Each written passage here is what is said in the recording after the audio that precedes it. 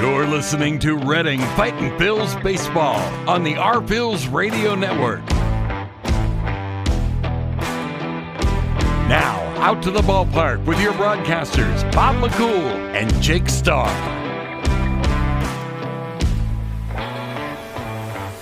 Good evening, everyone, and welcome First Energy Stadium. We are live. It is the pregame show presented to you by Mike's Sandwich Shop.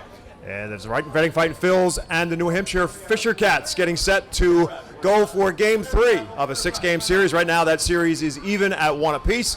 Fisher Cats won big on Tuesday. Phils came back with the win last night to even the series. Griff McGarry gets his first start of the 2023 season for the Phils tonight. Tickets are still available if you want to make it out. You're watching us live on Facebook. You can still make it out to see the Fightins and the Fisher Cats tonight. 6:45 is first pitch. Alongside my broadcast partner, Jake Starr, my name is Bob McCool. The man in the middle is one of the stars of last night's victory, Taylor Lehman, coming out of the bullpen, big left-hander, 6'8". We pushed him as far back as we could just to give a little bit of a perspective because he's so tall. Well, Taylor, let's talk a little bit about last night's game. Tyler Phillips was brilliant through the first 6 innings, just kind of started to run out of steam, got himself in a jam in the 7th, 2 on, nobody out. They made the call to bring you in. My question is, you've come into clean innings, started an inning yourself, you've come into innings like that with a jam. Do you have to have the same mindset to come into that situation, or does it have to be a different mindset when you come into something like that? I try to have the same mindset every time, no matter what the situation is, and just go right at the hitters. But, you know, you try to be not a little more careful, but you have to pick and choose what pitches you throw, especially with guys in scoring position in a close game like that. So I was just trying to get a ground ball, whatever way I could, whether that was a fastball in, which that's how it was, or a breaking ball down, but worked out. And, I just got to go right at guys. Can't give up any free bags there. Yeah, it was first and second and nobody out. You get the ground ball you're talking about, you get the double play, and then the out to get out of it. So it was very quickly and out of it. Your adrenaline has to be sky high, and then that quickly the inning's over, and your night is over with as well. It's a fast finish, but it's that's the life of a relief pitcher. Yeah, you sometimes you feel that adrenaline until the game ends because it takes a little bit to wear off. Comes quick and then stays for a little bit, but no, it was good. That was like a perfect game from starter bullpen standpoint, like 6 innings strong, and then 3 ones to finish it out. Everyone threw the ball well, and can't ask for much more. So we've had a couple conversations with some guys, Tyler Phillips, Ethan Lindell. We talked about just the ability to go back and forth from starter to reliever and how that changes your mindset. You're somebody who, at least for this year, has been pretty much just a reliever. So your mindset's obviously a little bit different than a starter. So if you can kind of just walk our fans through, what's a reliever mindset like on a typical day? You're throwing, but, you don't know if you're going to get in or not. Yeah. You just almost have to be ready at any time. You kind of read the game, kind of know what situation you're going to come into. Like last night, with Tyler's cruising, you're thinking, unless something crazy happens, we're probably not going to have a call till the 5th, 6th, 7th. So. But you just got to stay locked in. You kind of pay attention to what the hitters are doing, and just know if you are coming in, who you're going to face, and what your plan is to get them out. We're here to talk with Taylor Lehman. Well, let's talk a little bit about Tyler Phillips last night. He had a perfect game going through 6 innings, and we don't want to talk about it.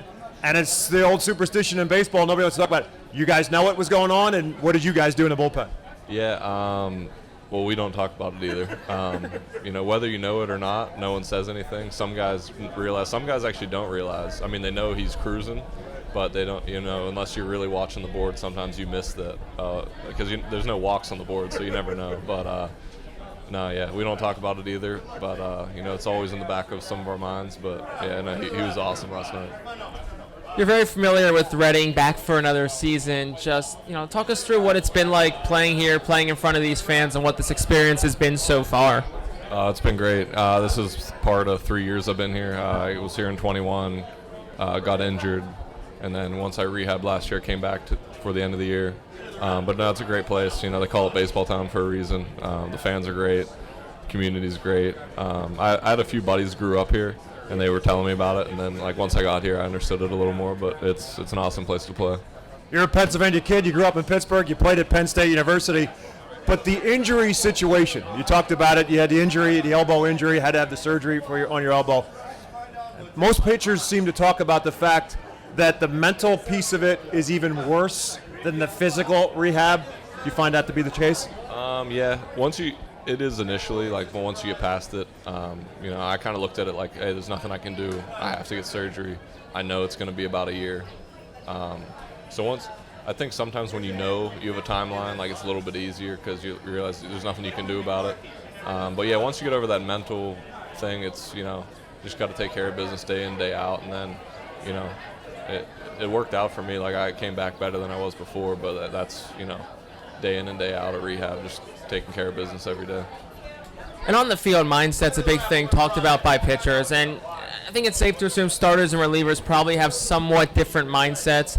You're someone who's going to come in 2 innings at a time, got to get outs, got to get out of a jam, where starters more working into a game, 4, 5, 6 innings at a time. So what's your mindset like as a reliever when you said staying locked in, staying ready, but when you step on that mound, walk us through what's going through your head in a given moment.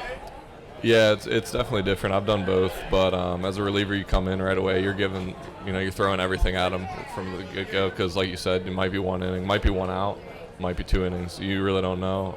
But I just try to mix everything up, go right at guys, and especially with runners on base, just do whatever I can to strand those guys. Talked about you being a Pittsburgh guy and the guy catching you last night and been there a number of times. Max McDowell, also a Pittsburgh guy. You guys have any kind of symbiotic relationship as in a Pittsburgh connection? No, we actually met at spring training. I think he's 2 years older than me, so we were in different divisions in high school, never played against each other. I knew who he was, but yeah, we didn't meet until spring training. We have a few mutual friends that we've kind of figured out through just having conversations, but no, he's great behind the dish, and lucky to have him on our team this year. You just talk about this group as a whole. It's slower start to the season. I picked it up as of late. Last week at Hartford, arguably best week overall of the season. Just inside that locker room, the key word I think everyone said has been fight. You guys have fought all year long. But first, from that inside perspective, like, what have you seen with this group that catalyzes that fight in this team where they really just never quit? Yeah, I mean, it's a great group. Some of the guys were here last year. Some guys are new, but no, we have a lot of fun.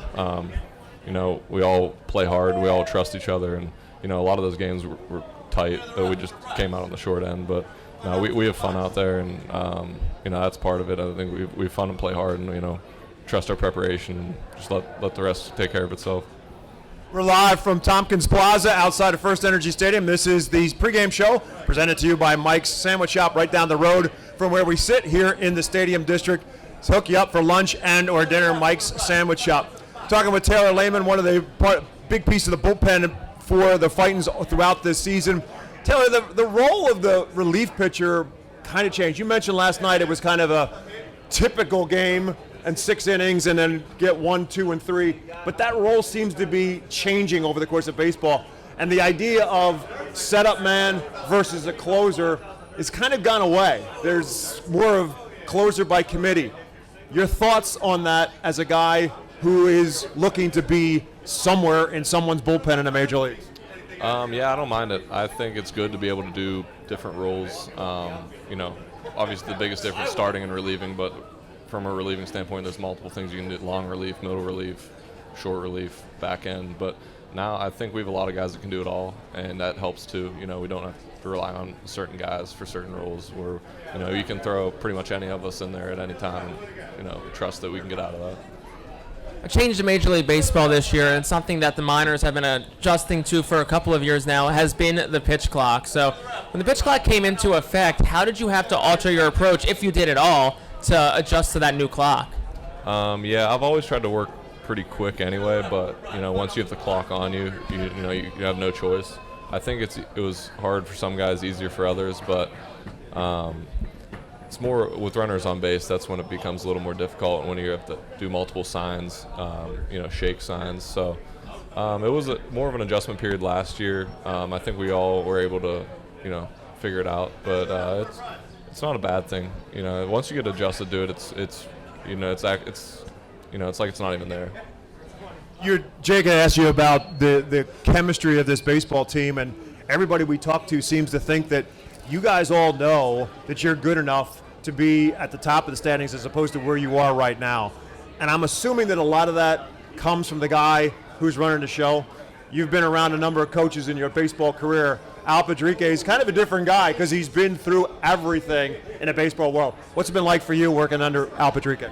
He's awesome. He lets us play. He, coaches us up when needed, but he's been great. I met him at spring training this year and had some good conversations, and I think you can ask anybody, and they all would probably have the same answer.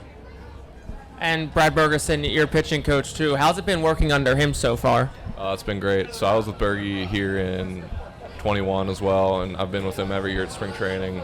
He's awesome. He does it all for us. Whatever, whether it's like a numbers thing, physical change, whatever it is we need to work on, he's been great.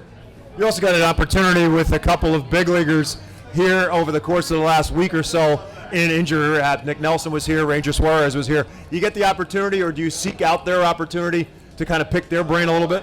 Yeah, they're both good dudes. They're both approachable guys. It's fun watching them and seeing what they do, like almost from just on the sidelines, watching from the bullpen. But it's also cool to talk to guys like that. You talked about those big leaguers that you played with, but you also have, a couple guys like got Abel, who's looked really good on the mound. Phillips, like you said, 6 innings strong from those guys. As a reliever, when you have guys that are getting to a point consistently where they're giving you 5, 6, maybe even 7 innings a night, does it put you at ease a little bit in the bullpen knowing that, okay, like we only need to get 6 outs, 9 outs, maybe 12 outs tonight, as opposed to some days where, okay, we got to come in the third and we got an uphill climb here?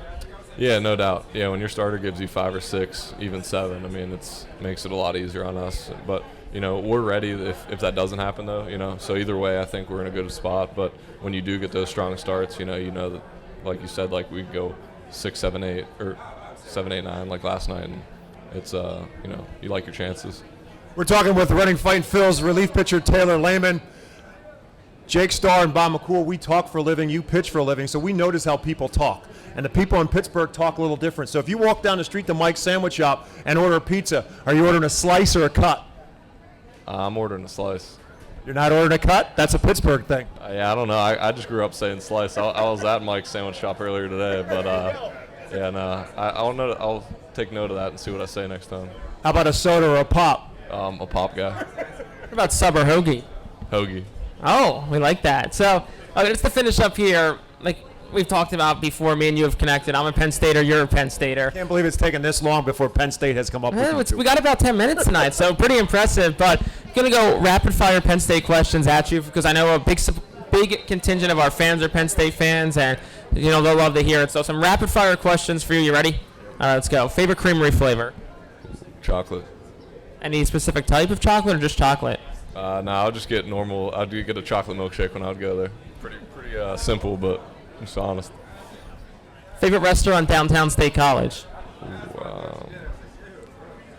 For a quick bite, it's not there anymore because I was there last fall, but we would go to Bradley's Cheesesteaks all the time. Bradley's Cheesesteaks. Favorite non-baseball sports memory while you were there? Probably that Ohio State football game. I want to say would that have been 2016 maybe? 2016. 2016. Return the field goal for a touchdown. Favorite baseball memory at Penn State? Baseball memory. That's a tough one. There's a lot. I